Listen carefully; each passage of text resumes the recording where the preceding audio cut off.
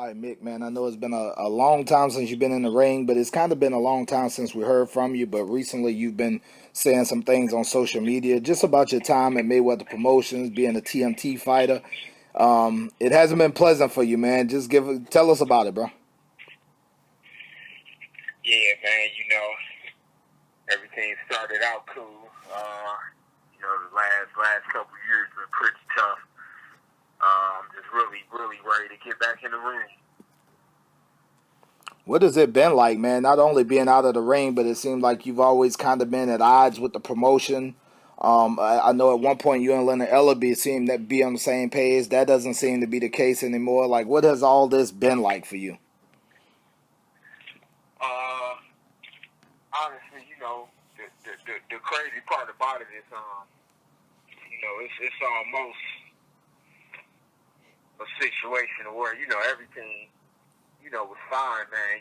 When you're dealing straight with Floyd, you could possibly, you could have a great career, Mm-hmm. if everything is going through Floyd, everything was on the up and up, until his cousin stepped in.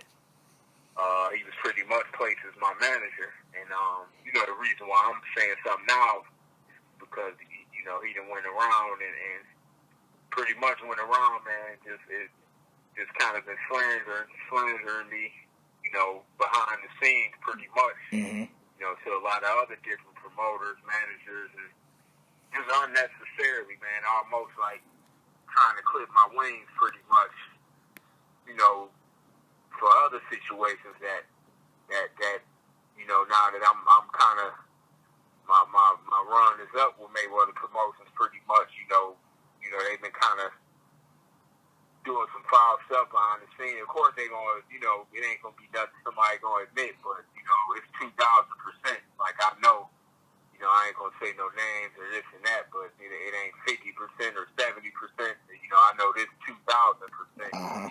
And it's kind of crazy, man, because it's some huge things with huge people. When I see my name getting toyed with, man, it's just crazy. Like come on, it don't make no sense. You got a guy that's that I always admired moved out to Vegas because of Floyd and for everything to be the way it was and for it to turn just from his cousin stepping in and making mistakes like everybody does. But the difference is when you make a mistake with a fighter, I'm your first fighter, so of course you're gonna make mistakes, but to never apologize and to put it all on me and to kind of, just throw me up under the bus and then try to sweep my career up under the rug and just get 90% of all the other Mayweather fighters and just act like I don't exist, put blades in me and shanks in my back is, that's the problem, that I've been having, and then smiling in my face at the same time. That's crazy, bro. You like you said, that it seems like all the Mayweather fighters are under the same banner. We starting to see some frustrations come out from people like Javante and the Josu Vargas kid. Some other Mayweather fighters then express some concerns and things like that. Is this something that you're aware of, that other people are kind of in your position as well, or do you feel like you kind of alone and being blackballed solo? Well, yeah, my thing is solo. See, the thing is, I can't speak on their situations exactly because the crazy thing is me and Floyd never had an issue. Like I said, blood is thicker than water. So his cousin, he did some things and, people don't even know this, but me and him, when, we had a 3-year thing, he got in for free. That's, first off, he ain't have to do nothing pretty much. Mm-hmm. And, after 3 years, a lot of stuff that he was doing, it just wasn't going right. I was just taking too many hits, and a lot of stuff he was doing, I had approached to get out of my situation with him. After 3 years, stuff wasn't going well, and he wanted to go to arbitration, with the commission, the Nevada commission. It's something I kept quiet up until now, but I ended up winning the ruling, and they terminated our agreement. Wow. right there. And that was 2 weeks before my last fight with Francis Bartholomew, 2 years ago. So, that kind of ain't a coincidence that was my last fight. That happened two weeks before that fight. Yeah. So, about the few weeks leading up to that fight was, it wasn't a good situation to go into a big fight like that. No training camp and kind of all of the BS that I was going through. And then I won the arbitration, but I never did because, I kind of like to do stuff, pretty much keep stuff low key and stuff like that. But For at sure. this point, for dudes to smile in my face, but then be going around, and it ain't got so bad to where, people coming up to family members back home and like, man, I heard, they blackballed and this and now, now the line is true. They're gone, mother and family members, getting wind of certain stuff. It's For like, sure. that's, it's getting out of hand. It's way past out of hand now. Did you think in a million years, Mick, that you would be out of the ring for 2 years? That's a long time, man, to be, an inactive fighter for 2+ years. No, man, really, no, I can't. And, I'm just glad that mentally I'm as tough as I am mentally. Because, man, if you place a lot of people in my position, this ain't even a half, this just, I'm just speaking on the topic at hand, just the overall situation. But, man, the bad thing is, like, you would almost think that somebody's objective was for me to take myself out. Like, that's how bad, and that's how bad that stuff was, and the intentions behind the stuff that them cats been doing, period. Like, ain't no denying it. The proof is in the pudding. Like, the hand been caught in the cookie jar and all of that. Like, I ain't even saying the actual facts here. And a lot of it I got in writing. I got proof of. Like, When do you feel like the situation went from bad to worse? Like, when do you feel like it went from possibly something that can be worked out to you just got to sever ties and part ways and do your own thing? Well, honestly, man, I've been trying to, like, here's my thing. Even to this day, ain't nothing personal with me. Like, but it ain't even, I don't even think, it ain't even fixable now because, it might not be personal, and of course I can forgive. And, I even apologize a lot of times, even for things that I didn't know what I was apologizing for. Because, this is a situation where, I could admit if it was even a small thing that might have went wrong on my end. But in this situation, it wasn't. It was just a matter of, his cousin getting a position and kind of manipulating it. Like, I can't even say it was Floyd. But if Floyd is your cousin, will ruffle his feathers. If anybody a Floyd fan, you kind of get the vibe of his personality. And, Floyd is one of the best athletes, period. The smartest fighter ever. And he's real competitive and super duper competitive, which means if anybody got a problem with him, he gonna try to squash you in that. Like, the same way that he'd try to, do his opponent in the ring. I feel you. So it could be a small thing can turn large to him and you. The Floyd Mayweather, the billion-dollar fighter. And it's almost like, man, if somebody go put some BS in his ear, you got to think about, imagine how he looking at it, because he's looking down at you anyway. Not in a bad way. I just see he up on the. He at the top. He at the top. Yeah.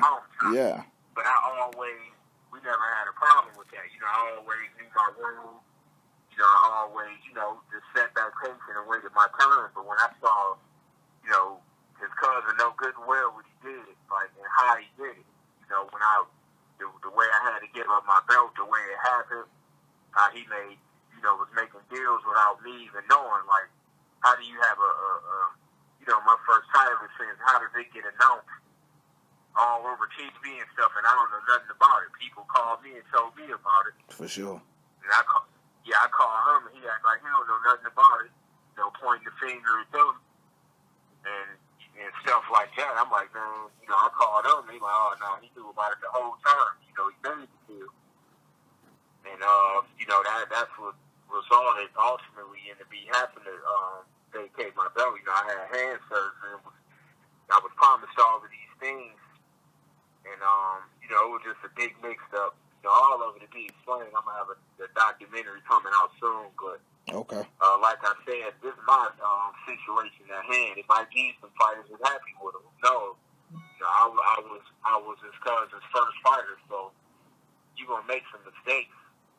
That's okay, but the only problem I got is I never even chose him as the manager. He was preacher, and then when he did all of this stuff, and he did make mistakes, and Floyd, might have been ticked off about some of the mistakes that was made, he threw it on me, and he pretty much got in between, and I can't imagine what he told Floyd and how he said it, but that's his cousin, so he knows that Floyd's ego and his competitiveness, he know what to say to him. They're like, oh, damn, he said that. Like, that's fucking being pretty much. Yeah. So if Floyd got that kind of thing, then it's over. He don't care what happened. Like, man, I hate to say it, but, man, these dudes wouldn't care if I was homeless right now. And that's real. Like, if I ain't, if my brother ain't get going what he got going and help him, with the real estate, this and that, obviously these dudes don't care. I could be dead, locked up, or anything. Well, what I can say is Leonard Ellerby, he trying to do what he can, and I talked to him a little bit. For a while, I couldn't even get in touch with him, though, for months.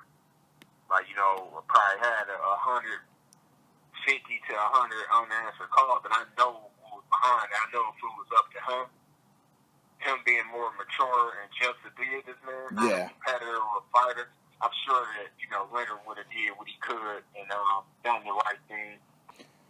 What made now the best time, Mick, to break your silence? Because I've known some of this stuff for a long time. I know we've spoke off record, but what made the tipping point? What made this the perfect time to finally break your silence and tell your side? Because, man, it's like, I'm a real spiritual person. That's pretty much what keeps me above water, but I just noticed, like, man, I'm so strong that, I had to look in the dictionary and look up certain, I had to pretty much diagnose myself almost. Like, man, am I depressed or am I going through mental illness? Like, am I going through issues? And I had to look it up, and some of them symptoms were things that I was going through. But, it wasn't affecting me or it wasn't showing because I'm so used to weathering the storm, how I came up, grew up, and what I've been through. Mm-hmm. And, I know it's a lot of people in the world that got a lot going on, and, they think, they were way worse off than me, so I always look at life like that. I work with the homeless and feed a lot of people and stuff like that, pretty regular, so, but I stepped outside of, myself and really looked and was like, man, I'm here, I haven't been back home, Cleveland, Ohio, where I'm from, and I go back and I start hearing stuff and, realizing that, man, stuff is, spread like wildfire back there. Like, even, it ain't got to the point to where I done lost some friends, not real close friends, but, people done had my name on their tongue and been slandering me so much that, I had people looking at me a certain way. It's weird, man. Like, a lot of cats that I was cool with, even training at Mayweather gym got weird. Mainly a lot of the kids and fighters, if it wasn't Floyd, they either look up to me, Tank, or maybe E-Shape, because we all won belts, or Badu, the former champion. That was at Mayweather. It was like they was almost scared to be seen talking to me or taking a picture. I'm like, man, it was just crazy, man. And stuff that was going on. Like, for instance, it was an incident where after I won my belt, nobody with the roster, and I ain't even complaining. I won my belt. I had to vacate it. You know why? From what my manager done. Like I say, the whole thing is come to light in the near future. But he know why I had to vacate it. He know what he did and how it was done. The night before, the purse did, I get a call at like midnight. And they like, oh, we ain't bidding on the fight because you should have did what we said, and this, that, and this. I'm like, man, y'all dudes called me at midnight, and then Leonard already got to do the dirty work. I know he'd be feeling bad because it's like, dang, he already got to be the fall guy. Yeah. But, of course I'm going to be mad, but I'm like, dang, y'all, you called me at 12 midnight the very day, and I knew what was happening. and Peter, and I got witnesses. I'm like, all right, I already know what happened. They hit the other side up and let them know they wasn't dead. So basically, I'm gonna have to get my belt up or go fight for free. Damn near something. I didn't even think it'd be way overseas in China, but basically that's a move to saying, give me your belt for free. Ain't nobody going over there. Pretty much going home with 10, 20,000 for a title fight. Yeah. That don't really make no sense. But to not even bid on the fight just explains a lot. And it's like, man, especially when it was my manager's fault in the first place, why this even happened, That's we cool. got proof and all of that, but maybe Floyd didn't know what happened. Well, he didn't really know what happened exactly because his cousin got his ear first, and he pretty much stepped in between us because, it's better for me not to have direct conversations with Floyd because I never had a debate, argument, or none of that with Floyd in my life, and I've known him for like 17 years. Damn. Until my manager, which is his cousin, stepped into play. That's the only, and stuff went downhill since then. Like, Floyd is a competitor when it comes to anything. So if you on the other end, he gonna try to smush you to smithereens. I don't care if it could be something real small, and the world will think it's something big, but it can be real simple. But it's like, man, that's TBE. That's he didn't gross $1 billion. Like I guess, but for me, it's like, man, to take that and manipulate, you got to be able to do that. At least come back and apologize. Like, like I say, my line is open. Yeah. Like, I didn't even reach back out to my manager. Like, man, you know what? I'm so mad at this cat and stuff I'm thinking about even doing. Ain't even know him. I shouldn't have the thoughts I'm having, man. I'm supposed to be fighting on TV. This dude's just getting shots back to back to back to back, and they ain't happy. Shit, I can't even get an opportunity. I'm like, man, like, it's crazy to me, but I didn't even offer other opportunities to say, all right, maybe we could sit down and I could forget this cat and we move forward and maybe give him a second chance. Mm-hmm. And then, to get, some more snake stuff happened again. Like, okay, still go behind my back and put blades in me. And even hearing this, people like him would be mad, but it's like, you wasn't thinking this and you going to, and using your cousin name and telling people not to help and do this and that. Like, the weirdest stuff ever just been happening, man. It's been dudes I've been talking to direct with certain people and big people, huge people in the game, to where they like me a lot personally and want to help, and it ain't even conflict Floyd because he a promoter. But it's like, next thing you know, it's like, dang, certain people like, man, we love to help you, but X, Y, and Z. I'm like, oh, like, I ain't even gonna say names and this and that, but they know what they doing. You already know, said, yeah. Yesterday, today is the day. I ain't perfect. I didn't make the best decisions every time in my career. It's times I could have been more patient when I was younger, and I didn't sound with the right promoter sometimes. But that's just a decision. Like, that's what people don't realize in this game either. Like, everybody in this game hold ground is for too long for small petty stuff. Like, let me make the example. I'm a kid. I'm turning pro at 21. Mm-hmm. I don't got no mentor like that, like the Andre Wars and those guys, that was fortunate to have guys like Virgil Hunter and, Peterson got Barry Hunter and Kevin Alexander got Kevin Cunningham. They came up with him as kids. I'm just making an example. Yeah. So my friend, I was 21 speaking on my own behalf as a kid. So I don't know who to sign with this and that, or even if I did want to sign with certain people, somebody else might pull my coattail. I think it's better for you to sign with her. Now, either way, just say you're talking to 5 promoters or 5 managers. One got to be chosen, and 4 are not going to be chosen. Now, them 4 sometimes act like you shot them or something because you didn't choose them and hold that grudge with you for years and years and years, and that's crazy. Damn. Like, it's a business. Like, we get recycled. If I fall off today, like, we get recycled. Y'all career, y'all only love us when everything is good. Like, yep. You can smile at a Crawford or this person or that person. I'm just making an example. Yeah, definitely. Just, when everything is good, but go talk to a lot of these ex-fighters like the Riddick Bowles and people that need a little help with their rent. Like, where everybody at that he made hundreds of millions, 50 million. Like, come on, everybody need help sometimes. How come it Absolutely. ain't little retirement funds for the fighters, and how come these guys, like Barrett Taylor, can't get a little bit of help? Yep. I agree, bro. No, I agree, Mick. Well, man, I wish the best for your situation, bro. I know it's been a long time coming for us to finally get it in, and I know you got a lot more to say at a later date, so we'll be keeping eyes on that, my man. Oh yeah, for sure, man. Like I say, man, you know, dudes gotta, you know, step up out my way, man. You know, I'm a positive dude, but like I say, enough is enough, and by any means necessary, I gotta, be able to use my talent. I ain't gonna let somebody stop me or keep on putting my name on their tongue and backstab and trying to block stuff.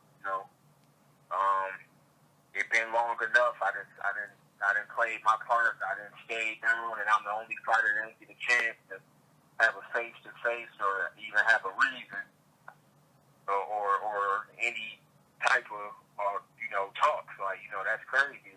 But I know why that is. Like I say, it is personal, but at the same time, it ain't. I forgive. Like I say, if there's any small things on my part, I apologize plenty of times, really for nothing. And I just thank dudes for hugging me and stabbing me in the back. Like I say, it's only 10% of what it really is. But right now we just speaking on the topic at hand. I ain't going outside of it and throwing darts about nobody's family or what they did and this and that or taking jabs. I'm speaking on strictly my topic at hand. And man, dudes know they getting phone calls, but they hating. Cats gotta quit trying to block stuff. Like I say, you grow up admiring the cat and all of that. Sometimes you might want to go the same route they went. And, for you to get it blocked and somebody use their superior power to block you, that just ain't cool, and that's what's going on. And, a dude can lie and act like it ain't happening. I know what's going on. I won't be saying it if I didn't know this 2,000%, but, I'm keeping my head above water, staying focused, and hopefully soon, I'll be back on track. And my line is open to any of y'all, Floyd, my ex-manager, and Mr. G too. Like, my line is open. I'm going to probably be calling y'all soon anyway, because, we got to get everything worked out. It's just work this out, be men. We can forgive and move on. But like I say, this is my tipping point. It's been 2 years. We don't got to go back and forth. I'm just speaking my piece. Everything that's said about me, the promoters, this and that, just let me do me. And I'm going to move forward and